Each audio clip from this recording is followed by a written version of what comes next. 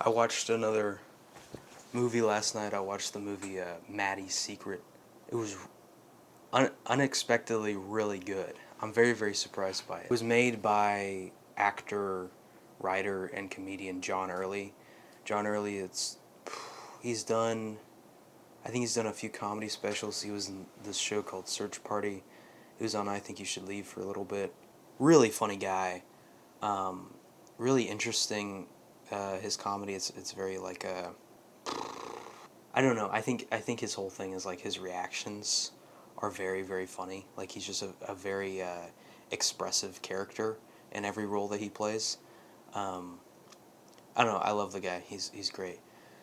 But this movie, this is his directorial debut. He wrote, directed, and stars as the main character Maddie in this movie.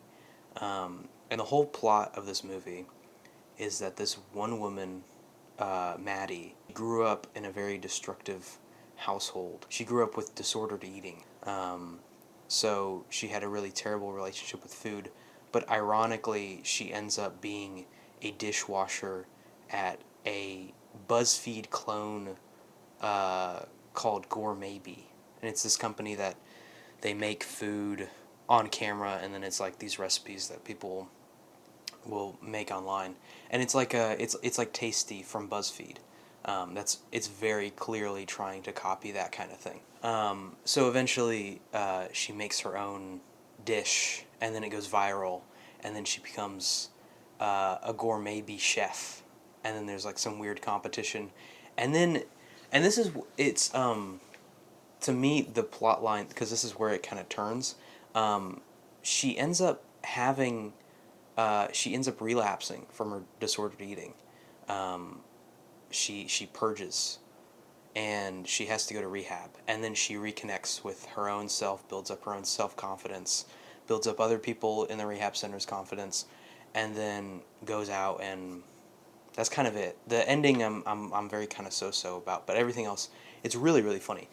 It reminds me a lot of the movie Good Burger.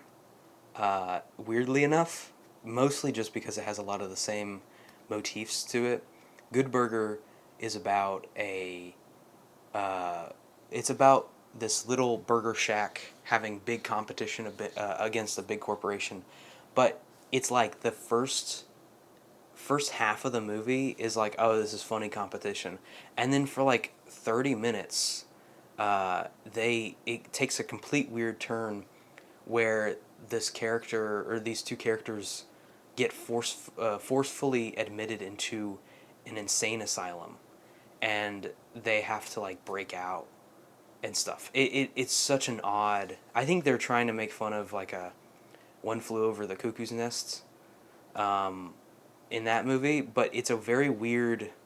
It's very weirdly similar that there's food competition and something about a rehab center. The biggest thing about this movie is that it is a complete satire of pretty cheesy drama movies. So it reminds me a lot of like the Hallmark movies. I think that's kind of what they're making fun of. To me, it seemed a lot more like Hallmark movies. I know 80s and 90s, there were a lot of these very cheesy melodramas. Very, very cheesy dramas where characters, where it was so obviously written that the characters are heroes and everything goes well for them, and everything that goes bad for them is like totally sympathetic, you know? And then in the 2000s, we had a lot more parodies of those things. So I'm thinking like a Jennifer's Body sort of thing. You know, it's a satire of other tropes, or the Scary Movie franchise, or at least before it was the anti woke it is now. These types of movies would take those tropes and very, very obviously turn it around to make you laugh at how ridiculous they are. And then now, 20 years later or so, we have these post-ironic movies like Maddie's Secret. I think this honestly is the first post-ironic movie that I've ever seen where it is pretending to it is being a parody, it is being a satire of these tropes, but then eventually it turns itself around and actually becomes a very earnest movie about eating disorders. I don't really know how it even happened. But it was like the first 30 minutes I was watching the movie, and I was like, this is hilarious. This is exactly what I want in a satire that's making fun of all these things. And then it flips it around, and now it's actually this very, very sweet movie about building up your own self confidence. I don't know how it happened. I'm still very much in awe of it. Like I think one big thing I'm very surprised about is how well they do jokes about queer folk. I mean, it makes me sound kind of stupid to say, but most comedy around queer folk are very like one dimensional. You know, it's like, oh, it's always making them the butt of the joke. It's like, oh, they're gay. That's the funny part. They're gay. But in this, there were actually certain jokes where it felt not bad. Like it wasn't, they weren't the butt of the joke, but the joke was about queer people. There was one joke in particular that everybody in the audience laughed really, really hard at, and I thought it was hilarious, was that this Kate Berlant's character, she was like, you should come to my gym. It's a very queer gym. And then Maddie's like, would they even let me in there? An ally? And that joke is about, LGBTQ stuff, but it is not making the joke on the LGBTQ people. It gives foundation to LGBTQ, like just the idea of LGBTQ. But then the joke is that it's like, oh, am I allowed to be a part of that sort of thing? Where it's not demeaning the actual community. It's actually setting the boundary that is so obvious that it's an accepting community or whatever. I was very surprised by how well they did the comedy. That was just one example. I think the satire comedy is like, it's weirdly layered in ways. It's like this could just be interpreted as a satire, but then there's also parts of it that's just like so on the nose that it's so hilarious. It plays into certain tropes that you would expect. Like her boss is an insane womanizer, misogynist or whatever, and it's like so on the nose that is what makes it funny. But then there's also like line deliveries. I guess is very, very funny. I don't know. There were certain parts where I was laughing both at the like existence of the trope, and also just at it being funny in general. The ending is weird. There's a few problems that I have with the plot line that don't really make much sense.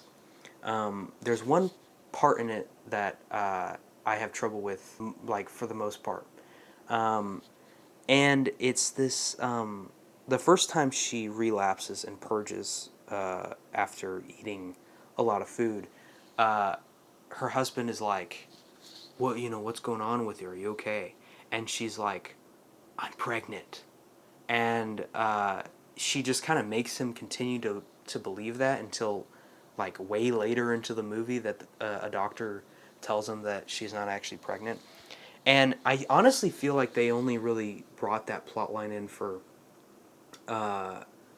like a little bit of a supporting part of her character, because she has trauma with her mother, and it's like, oh, she's not ready to be a mother because she's worried about her doing what her kids did, or what her mom did to her. She doesn't want to do that to her kids.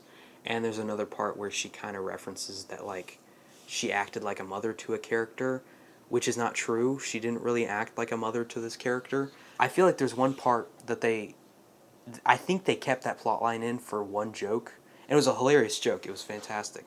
But her husband comes in and like pats her belly and is like, wow, I can see a baby bump coming in. But actually she was just gaining weight.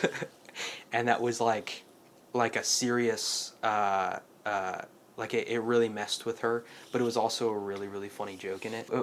So okay, I didn't really say this plot line. I didn't mention this whole plot line, but there, her rankings in the movie are that she's a dishwasher, and then she becomes a gourmet chef, and then the next part is that she could write a fictional recipe for a TV show called The Boar. And The Boar is obviously a joke on the bear. And these like studio executives are going to Gourmet Bee and looking for a nice recipe to feature on the show. And she has to give a presentation. But the whole conflict is that she's in rehab while she needs, like, right before she needs to do the presentation.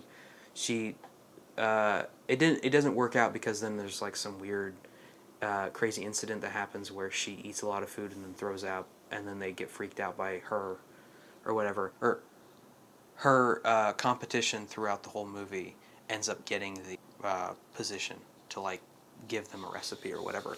They kind of push that part off until like last like 5 minutes, and then they kind of tie up that pregnancy thing until the last 5 minutes again, and I'm not big on that. So much happens in the last like 5 minutes of the movie that kind of just like they're really rushing to make every bit of it like work.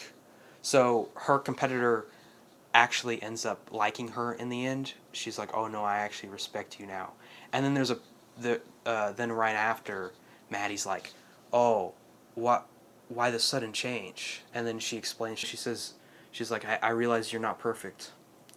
And that was like, I don't know. So they tied up the job that she didn't get the job, and her competitor actually likes her now. And then the pregnancy thing with her husband, he's just like upset about it. There's no resolution necessarily. Honestly, I think the whole ending was bad.